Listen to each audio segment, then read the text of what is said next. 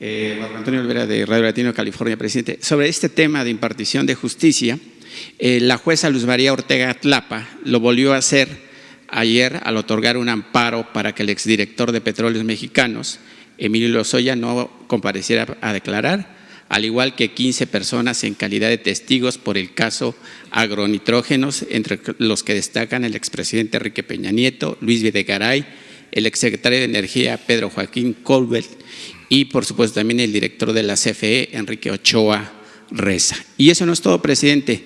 Ella goza, al igual de quienes forman parte de la Suprema Corte de Justicia de la Nación y del Consejo de la Judicatura Federal, de más de 15.500 millones de pesos en 12 fideicomisos en plena austeridad republicana. ¿Qué le dice el presidente de la Suprema Corte sobre ese tema, sobre esos fideicomisos? Y si su gobierno tiene contemplado una iniciativa de ley para que los jueces ya no sean designados por el presidente y ratificados por el Pleno de la Cámara de Senadores, como sucede en el gobierno norteamericano. Sí, miren, de todas formas, yo hoy voy a enviar la carta al presidente de la Suprema Corte y presidente del Consejo en los términos en que se habló aquí sobre este tema en particular, el tema de el amparo a un presunto torturador, sobre este tema. Pero también en esa carta hablo de la necesidad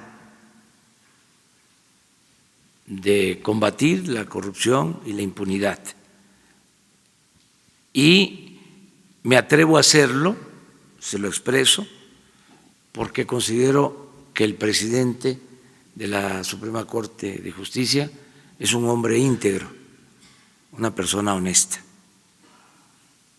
Y me atrevo a hacerlo manifestando mi respeto absoluto a la independencia del Poder Judicial y lo hago por mi responsabilidad como presidente de la República. Pero sí estoy tratando este tema. Necesitamos limpiar de corrupción el país y se requiere de la participación de todos, de los ciudadanos y de las autoridades. Necesitamos participar, es una campaña para limpiar de corrupción, para abolir, desterrar la corrupción en México. Entonces, yo estoy seguro que se va a actuar en el Poder Judicial y no tengo pensado presentar ninguna iniciativa de reforma constitucional en el tema del funcionamiento del Poder Judicial, que podría hacerlo, porque tengo facultades para presentar iniciativas de reforma a la Constitución.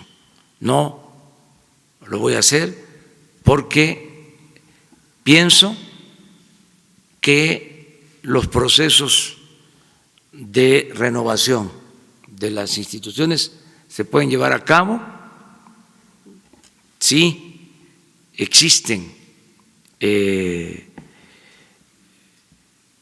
dirigentes o autoridades íntegras, honestas, que no toleren la corrupción ni la impunidad. Y creo que este es el caso del Poder Judicial. Creo que se puede con los ministros y miembros del Consejo de la Judicatura llevar a cabo la renovación de ese poder, haciendo uso de su autonomía. Y creo que es un buen momento del Poder Judicial. Insisto, le tengo confianza al presidente de la Suprema Corte. Y el tema de los fideicomisos, presidente, son 12 y son millonarios. Eso se tiene que revisar. Eso no va a durar mucho, porque nada, absolutamente, que tenga que ver con malos manejos de recursos públicos va a ser tolerado. Es cosa de tener la denuncia y que nosotros también tengamos todos los elementos. La instrucción es cuando se presume y hay pruebas de que existe corrupción, denuncia inmediata. O sea, no se tapa nada a nadie, no hay impunidad. Y una segunda pregunta, presidente, hablando de recursos, la iniciativa privada, la sociedad civil mexicana, empresas transnacionales y personas físicas extranjeras aportaron hace casi 2 años en el terremoto del 17 3,413 millones de pesos para apoyar las tareas de emergencia y la reconstrucción de zonas afectadas por el terremoto que sacudió a nuestro país.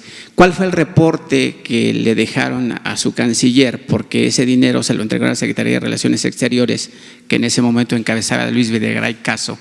¿Cuál es el reporte que recibió el nuevo canciller de su gobierno? ¿Dónde está ese dinero? Porque la gente, obviamente, que sufrió pérdidas de su patrimonio, sus casas, pues hasta este momento no han sido reconstruidas y muchos de ellos siguen viviendo a la intemperie o, como se dice vulgarmente, arrimados con los familiares. Vamos a pedir un informe sobre este tema en particular. Ofrezco eso, porque hubieron recursos que fueron a un fideicomiso en Hacienda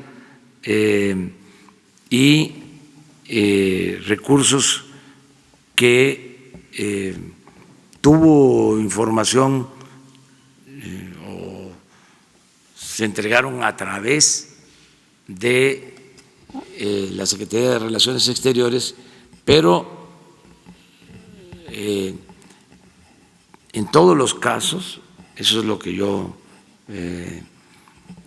sé, los fondos los manejó Hacienda. Entonces vamos a informar sobre esto. Sí, claro, hay fideicomisos, un poco lo que se plantea en la ley de austeridad es poner orden en todos estos fideicomisos que son muchos de todo tipo y muchos creados para no ser supervisados, para ser manejados de manera discrecional. Entonces estamos poniendo orden también en eso, pero vamos a informar mejor para no hablar sin pruebas.